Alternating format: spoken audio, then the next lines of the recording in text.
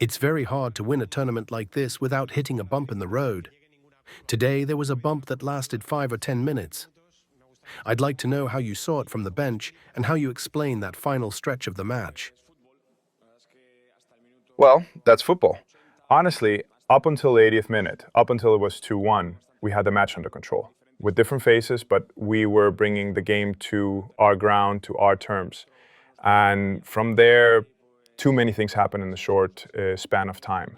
The explanation is that now we're in the semifinals, we're happy, and hopefully this served as a reminder not to let ourselves relax, right? To not stop playing with that connection, that presence for all 90 minutes. Even after the 3-1, the penalty chance, well, we can do much better. But overall, I'm happy with the match. I think it was a solid performance, a very quarterfinal type performance. Now we just have to take the positives so that if we're in the same situation in the future, it doesn't happen again. Before those last 10 minutes, I noticed you moving around a couple times on the bench. Some gestures like something wasn't sitting right with you. Was that just my impression, or was there a specific moment where something wasn't working? Well, sure, there were some things that could have been improved, but overall, we were quite stable. We were managing the game well. Even in the second half, after the substitutions, we regained a bit more control. We even had chances, Luka's chance, Arda's shot to score the third. And no, I was feeling pretty good about how we were handling things. The players were really engaged. Then after the 2-1, that's when there was, I don't know, maybe a bit of confusion or loss of focus that we'll have to address and improve. I wanted to ask about Hausen's red card, not about the incident itself, but how it affects your plans, because he's shown in these matches to be quite important in terms of building up play. I have no idea yet. The match just ended. I'm not thinking about the semis yet. I'm going to take an hour or two to unwind and lower the tension a bit. And then once we're on the plane, I'll start thinking about it. But yeah, it's obviously not good news to lose Dean today. Still, that's what being a team is about. We'll try to make up for it.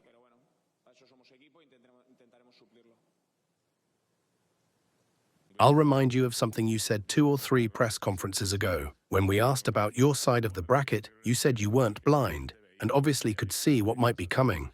This tournament's best marketing image would be the 2 most recent European champions facing each other. I know you won't think about it for the next hour or so, but can you give us a quick image of what awaits us in Real Madrid PSG? A great match, a huge match. I think today we had a Champions League level opponent, one that goes deep in the tournament, and now we're facing the reigning Champions League winners, right? They've had a great momentum in recent months, and this will be the next step, the next level we need to face in this new project, in this new phase we're starting. We're growing, and now we'll prepare to face Paris. I wanted to ask you about the MVP of the match, Fran Garcia, a player you know well and who you wanted back when you coached Bayer Leverkusen. He ended up at Madrid. What can you say about him? And is he giving you everything you're asking for, especially with this big improvement he's shown? I think he's having a great tournament, not just today, in every match. He's playing with a top level of focus and intensity, which is exactly what we need. He's reading the game really well, on the ball and off the ball, knowing when to press, when to hold back.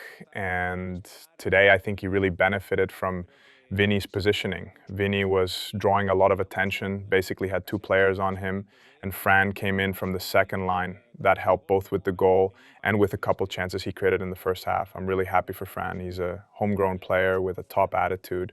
He's an example of how to prepare, of how to give your all, and today he capped off his strong tournament with a goal.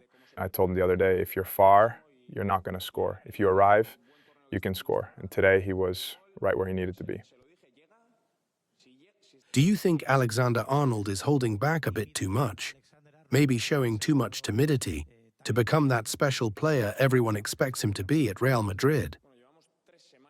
Well, it's only been 3 weeks, right? And after, 15 years at Liverpool? The change is huge. very intense. In a short time, you go from 0 to 100, basically, and that takes time. But today, I think he had a solid first half. He's growing, adjusting to the new club, his teammates, the new coach, and the new ideas. We need to be there with him day by day, but we're happy with Trent.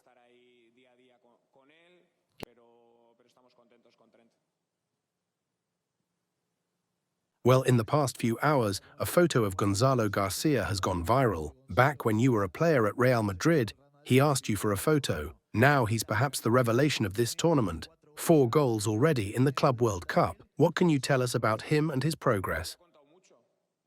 Well, he's already said a lot for himself, but today he's done it again, right? I think yesterday someone asked me about Gonzalo, and I said I was happy with him, that he's making the most of his opportunity, and today, again, he's proven that. He has goal scorer instincts. He had a great season with Castilla. I think he scored around 25 goals, and now he's in the right place at the right time. So, yeah, we're happy with the work he's doing, and he's backing it up with goals. In your first press conference before the opening match, you said we shouldn't think about the final, that we needed to take it game by game, and that your goal was for the team to be better at the end of the tournament than at the start. That was the important thing.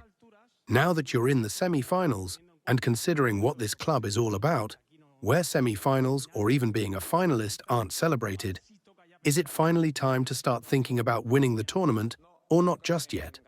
No, right now it's about winning the semifinal, and then we'll talk, if we're lucky enough to be in the final. I think we do have 2 parallel objectives: to keep growing as a team, to keep improving, and also to compete and push for more.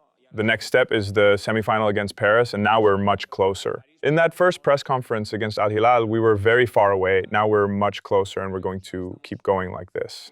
The rhythm is good. I've heard you speak about how players adjust their positioning, like Tchouaméni when he drops between the centre-backs or moves higher. When they interpret those movements on the field, does that change the system on its own, or is the system already set beforehand? No, the system can be, let's say, flexible throughout the match, depending on Tchouaméni's positioning. Today he played a bit further forward, but at times he had to drop back because Brandt was making runs and they basically had 5 players in the front line. So you have to adjust. Saying 4-2-3-1 or 4-1-4-1 is a bit rigid, right? Football today forces you into different situations. Sometimes you want to build with 3 or with a back 4.